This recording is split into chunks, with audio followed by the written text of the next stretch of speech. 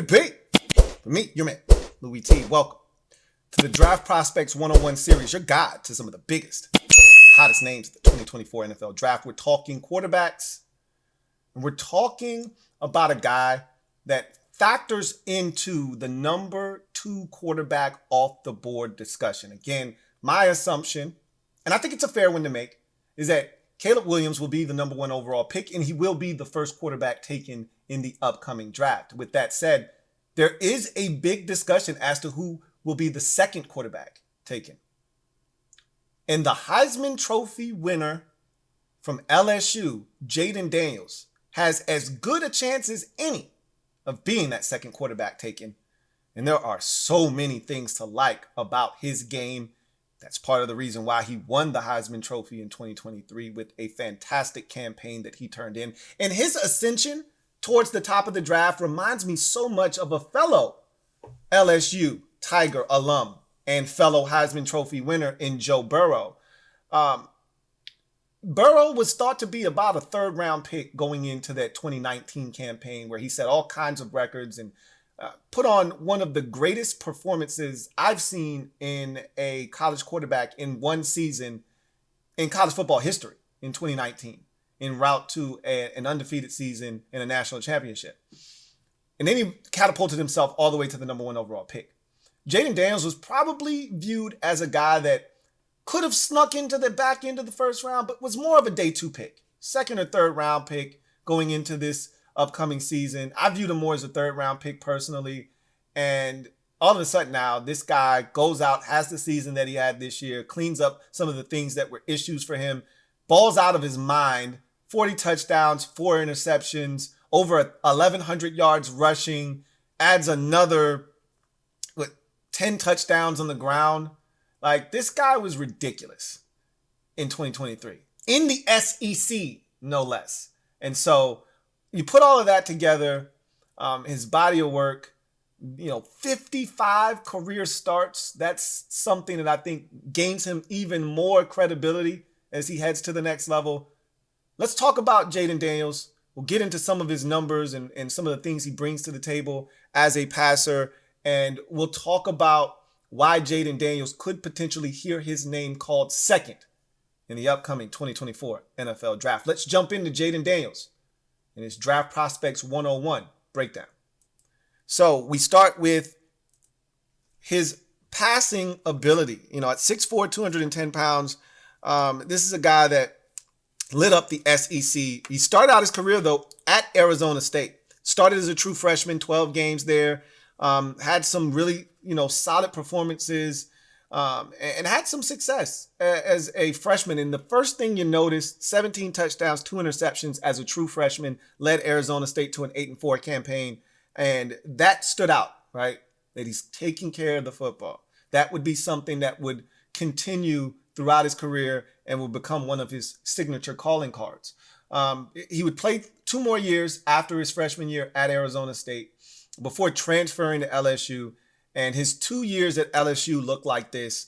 In 2022, 388 attempts passing, 68.6% completion percentage. So almost right there, hovering around 70%. You love to hear that. 2,900 yards passing there, 7.5 yards per attempt. Not the greatest number, but very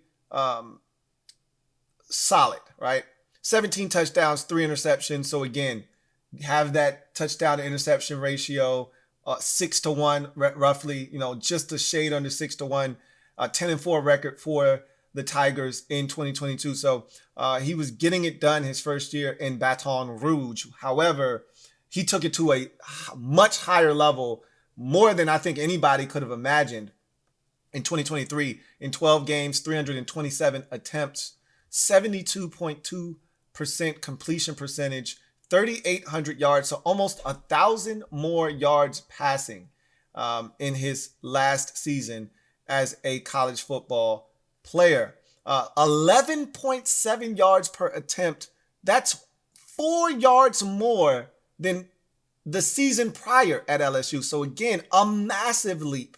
And then obviously the 40 touchdowns, The 40 touchdowns that he had in 2023 almost eclipsed the 4 years prior combined in terms of total touchdowns he had thrown up until that point of his career. So he went bananas in 2023. Only 4 interceptions, as I mentioned. A 10-to-1 touchdown to interception ratio is insane at any level, especially doing it in the SEC. Led the Tigers to a 9-3 record. So 37-18 overall as a starter, 19-7 for his career at LSU. But, you have to talk about his ability to rush the football too. That is such a huge part of the Jayden Daniels package. In 2022 with LSU, 14 games, 186 attempts for 885 yards. And keep in mind, in college football, your sack total yards are subtracted and deducted from your rushing yards. So that number is probably a lot higher when you factor in the amount of sacks that he probably took and the yards that he lost there. He's probably over 1,000 yards rushing in 2022. But 11 touchdowns, 4 fumbles, lost 3 of them. He had 300-yard rushing efforts in 2022. You go to his Heisman Trophy winning campaign in 2023, 12 games, 135 rushing attempts, 1,134 rushing yards. And keep in mind, as I just mentioned, they subtract sack numbers from your rushing totals. That number is probably more closer to 14, maybe even 1,500 yards rushing when it's all said and done. That said, 10 touchdowns on the ground for Jayden Daniels, including an electrifying 85-yard run against the Florida Gators. 2 fumbles, so he reduced that fumble number and cut it in half. Only lost 1 of those 2 fumbles and had 400-yard rushing efforts in 2023. So 7 total in the last 2 seasons for Jayden Daniels. Again, he's such a threat with his legs, as you were able to see throughout his college career and obviously in 2023 on his way to the Heisman Trophy. So let's talk about his pros and what he brings to the table in that regard, and why he could easily hear his name called as the 2nd overall pick in the upcoming 2024 NFL Draft. You start with his height, all right? His size, but his height more particularly at 6'4". That's the kind of height you're looking for. Now, he's got sort of a slender build, right? More of that kind of slim build that you worry about a little bit at the next level. But I think he should be able to handle himself adequately. He took care of himself at LSU and even at Arizona State. Never missed any games. He did leave a game due to a concussion, a nasty hit he took against Alabama. But this is a guy that doesn't really have any issues staying healthy. We'll talk about his toughness here in a bit. Adequate arm talent, though. That's something. He can make every throw on the field, right? You don't have to worry about can he do this or can he do that. But he doesn't have an elite arm. We'll talk more about that a little bit later on. Dynamic athleticism. So the 2 categories that you see highlighted in red are what I deem to be his superpowers. Normally you have 1 superpower. He has 2. And his dynamic athleticism is the first of his 2 superpowers. Now, a lot of people like to mention him and Lamar Jackson in the same breath. Don't do that. Okay, they're not the same caliber of athletes. Lamar Jackson is in that rarefied air with Michael Vick. Those guys don't grow on trees, and they're so rare. He's not one of those 2. Those guys are aliens. He's not that. But what he is whatever the next tier down is from an athleticism standpoint, speed, things of that nature, body control, agility. He's in that category. And whomever you put in that next category down from Lamar and company, that's where Jayden Daniels is going to find himself once he gets to the NFL. So for me, I think that he has dynamic athleticism. You see it on full display, and his ability to make guys miss, not with the ability to shake them out in space. That's not who he is as a runner. What he is a guy that can contort his body, change directions fluidly without breaking stride. These are the things that he does. We see him jump in the air and guys fly by him all the time. We see him, turn sideways and get skinny and elude defenders that way. So I think his dynamic athleticism is one of the things that make him such a threat and a guy that is a very viable option as the number 2 overall pick in the upcoming draft. Toughness, as I mentioned earlier, despite his frame, and he's got one of those wiry, slender frames, and I'm actually proud of him for putting on weight throughout his career. You go back and watch him as a true freshman at Arizona State, and you're looking at a guy that was a string bean, essentially. And for him to get to where he is now, he came to college at 185. He's now 210. So he's put on weight. He's put in the work to grow as a athlete and put on the size that he needs to be able to withstand the rigors of the NFL. So I don't worry about him toughness wise. I would like to see him protect himself a little bit better at the next level, slide a little bit more, do some of the things that lend itself to him taking better care of his body at the next level. Now, he's not the cleanest slider, but he can slide. So that's something that I think he'll be able to do a little bit more of at the next level. Quick processor is something that I don't think he gets enough credit for. He does a really good job at going through his progressions. A lot of these young quarterbacks coming into the NFL get stuck on their first or second reads. They're so used to guys being wide open at the collegiate level or getting it out of their hands so quickly that they're not as competent at going through their progressions in a timely manner that allows them to work front side but still make it to the back side of a play in the timing and rhythm of that play to a receiver that may be open, right? And you see Jayden Daniels go through his progressions 1, 2, 3 and start front side, work his way backside and see that guy coming open on a backside dig and hits him, right? Or starts on backside and then works front side and sees a guy coming over on a shallow over route or a deep over route, right?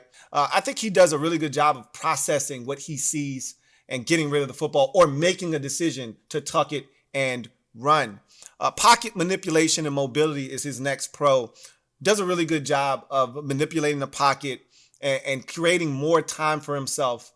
He dealt with a lot of muddy pockets at LSU, having to deliver the football in pockets that were less than ideal, having to slide his feet left, step up, reshuffle his feet, reset himself, and deliver the football. And I thought he did a really good job of doing that or stepping up, finding a rush lane, creating an extra second or two for himself to maybe find that exit door to get out and make a play with his legs. So I thought he manipulated the pocket and showed pocket mobility during his time at LSU in particular. Excellent decision maker. That's his final superpower. That's one of the skills that if you are sold on Jayden Daniels as the second best quarterback in this draft, that's part of the reason you're going to take him. Is he's exhibited this behavior throughout his career, going all the way back to his true freshman year at Arizona State. I talked about 17 touchdowns, only 2 interceptions. All right. His worst season in college football, he had 10 interceptions. 1 year in 2021, 10 touchdowns, 10 interceptions. But his interception totals look like this throughout his career. 2, 1, 10, 3, 4, right? So he's not turning the ball over. He had 20 total interceptions and 6 total fumbles. So 26 total turnovers in 55 career starts. I mean, that is insane. What that speaks to is a guy that just simply doesn't put the ball in harm's way. And you see that on tape. If he's not comfortable, he's not going to try to thread the needle between 2 defenders. He's just not going to do that. If he's not comfortable with what he sees, he's just going to tuck it and run. If the look is a little bit different than what he thought he was getting, he's just going to tuck it and run. If he has to check it down, he will, but he will not put the ball in harm's way very often. And so you see a guy that has high football IQ, his acumen for when to take risks, when to dial it back, second to none in this draft. And the numbers bear it out. 40 touchdowns, 4 interceptions. That tells you all you need to know about what this guy is capable of doing and what he does on a consistent basis. All right. So he's an excellent decision maker. You don't have to worry about him making a costly mistake or a turnover that loses you a ball game. That's just not in his DNA. It's not what he does. So nice balance of when to take a risk and, when to protect the football. And he does that as good, if not the best, in this 2024 NFL draft class of quarterbacks. Poised and calm demeanor. He's one of these dudes that just is even keel. Like, you gotta love that, right? You want your signal caller. You want the guy that is going to touch the ball on just about every single snap to be a flatline heartbeat type of guy, right? Never gets too high, never gets too low, isn't overly emotional. This guy, I watched this guy run for a 45-yard touchdown run and then and made 2 or 3 guys miss in the process, gets in the end zone, and then flips the ball to the official like Barry Sanders used to do. You rarely see this guy overly dramatic in one way or the other, whether he's hyped up after a big play or he's down or, he's somewhat lethargic after a mistake. He stays the same guy all the time. And I think that's something that players respect, knowing that no matter what's going on, this guy's going to be locked in and he's going to be the same Jayden no matter what happens. Experience and SEC success. I've talked about what SEC success looks like, and obviously winning a Heisman Trophy in the toughest conference in all of the sport matters. And I put a lot of weight into playing in that conference in particular and being successful in that conference, which is what he's done over the last 2 years, specifically in 2023, winning a Heisman Trophy. But you can't quantify the experience. I mean, you can. It's 55 games, but I think NFL teams are starting to take the experience factor and weighing it a bit heavier than in past years. I think after watching guys like Trey Lance struggle, Mitchell Trubisky, Dwayne Haskins all struggle as one-year starters in college, and then seeing a guy like Brock Purdy with all this NFL experience come in, Trevor Lawrence, another guy that played 3 years as a starter, and Tua Tagovailoa, and some of these guys that played a lot of college football. When you start to see some of those guys, even Mac Jones, who really was only a one-year starter, and you see him struggle, I think teams are starting to look for the guys like Brock Purdy with those, 47, 48, 50. And not always does it translate to being a really good quarterback. I talked about this last year or 2 years ago with Desmond Ridder. I said, Ridder's got all these starts, but there's a cap, a ceiling on what he can be at the next level. But you still feel so much more comfortable with a guy with a larger sample size that you can take a look at and say, hey, I know what he is because the body of work speaks to that. 55 career starts speaks to, one, durability. He didn't miss games, started as a true freshman, and really didn't miss any time. That's how you get to 55 career starts. And then playing that long for, different programs, different coaches, being able to pick up the system, do the things that he did throughout his career, it speaks volumes about his ability to translate to the next level. And so I think that experience is going to bode well for him moving forward. And then obviously, this goes without saying, winning the Heisman Trophy is a big feather in your cap. And again, you just don't really know how these things are going to go. But winning a Heisman Trophy, they don't just give these away to anybody, right? So you definitely want to talk about what that meant for Jayden Daniels. But we move on to now his cons. And these are some of the reasons why he may not hear his name called number 2 overall in the upcoming draft. And the first thing is his frame. I don't put a lot of stock into this, but some may. He's got a slight frame. We've talked about this already. It is what it is. He hasn't sustained any major injuries due to his frame to this point. So I'm not going to really put too much into it until it becomes an issue, but it is something worth noting. Lacks dynamic arm talent. Now, that's something that I think could affect him if he doesn't make the necessary adjustments. So, and I think the lack of arm talent affects the next con that we're going to talk about here in a second, but lacks dynamic arm talent is part of the reason that I think people look at Jayden Daniels and they don't see the ceiling that they see for a Caleb Williams or even a Drake May, is because he doesn't have the ability to drill it into that tight window between two defenders, down in the red zone from the 13-yard line. That's not his skill set, right? and he knows that. And that's why you don't see the high interception, totals, and you don't see him having a lot of those mistakes, because he understands that he can't get away with some of the things that some other guys get away with. But where I think he needs to improve is timing and rhythm, right? If you're throwing a deep ball to a guy with speed, and they got a couple of them that may be first-round picks. One is going to be a first-round pick in Malik Neighbors. Thomas is probably going to be a first-round pick as well. And when you got guys that can run, flat-out run like those two can, sometimes you got to get the ball up early and just let them go run under it.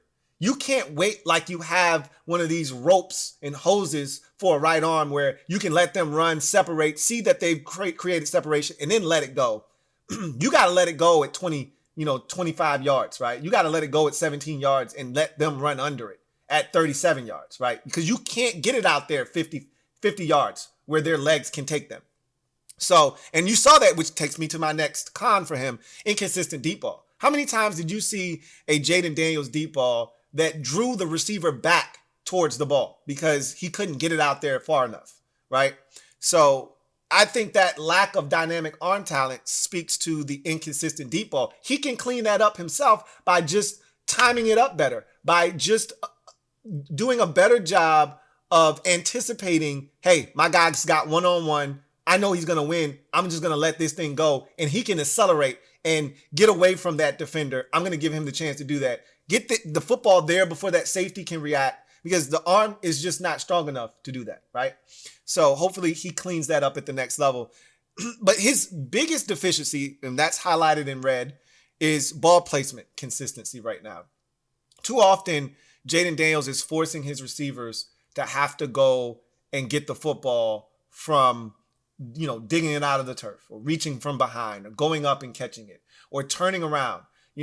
There's too many times where a guy is running an in-breaking route and he's got to reach behind him to catch the football. Instead of being able to catch it and run after the catch in stride, he's got to break stride to then adjust to the football. You just see that too often with him. He struggles in, back shoulder fades, down in the red zone. He struggles with those, 50-50 balls that you throw up to your guy and give him a chance when the defender's not looking. He struggles with those, right? The ball placement just isn't there consistently enough for me. That's something he's going to have to work on and clean up.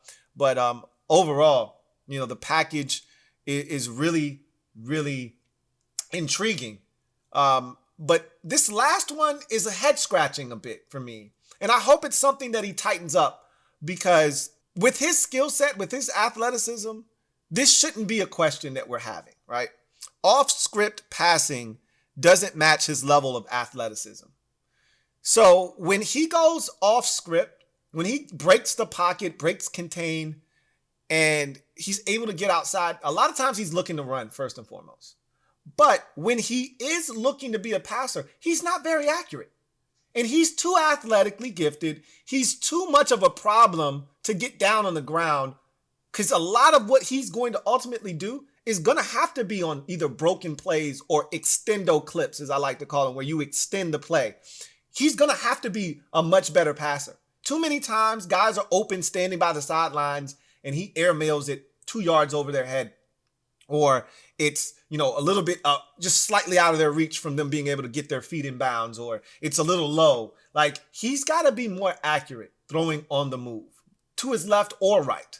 And so that's something that I hope he works on vigorously in this process to get better at, because his skill set suggests that he should be doing this at a very high rate at the next level and being successful at it. So those are his cons as we move on. So now, who does he remind me of? Who is his NFL comp? So I'll start you out with this. Randall Cunningham is the first guy that came to mind watching his game, seeing his frame, how he was built, how he moves. Randall Cunningham, same exact size, 6'4", roughly 210, 212 when he came out of UNLV. And really, that was his playing weight his entire career. Randall Cunningham really was not a big guy, right? Had that same kind of frame that Jayden Daniels has. Randall Cunningham was a similar athlete. I think he ran a 4.6 or something to that effect. And Jayden Daniels, I expect him to run a 4.5 at the combine. If he decides to run, a lot of these guys just don't run anymore at the combine. as quarterbacks, which is fine, right? If you know you're fast and everybody knows you're fast, you don't need to tell them just how fast. Lamar Jackson, for obvious reasons, didn't run. And you usually don't see a lot of these guys that are really fast at quarterback position run. If you want to add that to your repertoire and show everybody just how fast you are, like Will Levis did last year, then you do that. I don't think Jayden Daniels needs to do that. There's not a question about how fast he is, so he doesn't have to run.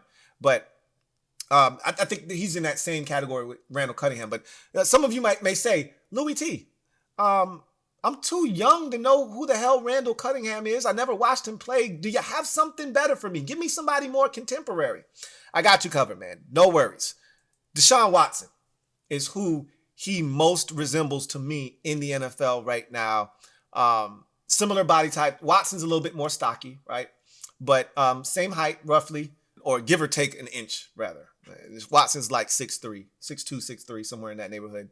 Jayden Daniels will probably measure out at 6'4", 6'3", and some change, something along those lines. And Watson, similar speed, right? Watson's probably a 4'5", and some change, 4'6" guy. And Watson is one of those guys, doesn't have elite arm talent. He can throw it, though. He can spin it. But no one's ever said that he's got a hose for a right arm. And Watson's one of those dudes, he's not always going to beat you with his arm, you know. Watson this past year with the Browns, I think he went 4-1 in his starts with the Browns this year. Go look at his passing statistics in those games. It wasn't pretty, but he found a way to get it done. And a lot of times it was with his legs, extending plays, things of that nature. That's what Jayden Daniels is going to do. And, you know, Watson, when he's at his best, he takes care of the football. Not necessarily what he did this past year, but Jayden Daniels is going to take care of the football too. So I think Watson would be a really good comp for him if you're looking at someone now in the NFL and what Jayden Daniels could potentially be. And remember, I'm thinking more along the lines of, you know, early Deshaun Watson in Houston that was taking the league by storm. I'm not thinking about the Deshaun Watson that really hasn't hit his stride in Cleveland yet. I'm thinking about the guy that was looking like he was going to be a superstar in this league at the quarterback position with the Houston Texans. That's what I see Jayden Daniels potentially becoming if he reaches his apex. So that's going to do it for Jayden Daniels and his Draft Prospects 101 breakdown. I look forward to getting to so many of these prospects. What do you think about Jayden Daniels? Do you think he's the second best quarterback in this year's draft class? Do you think he's the best? Do you think he's the third? Is there somebody that we're not talking about right now that could pass him in this process? Leave it down in the comment section. But that's going to do it for me, your man Louie T, here on this installment of Draft Prospects 101. I look forward to breaking it down with you next time. Have a good one. Take care.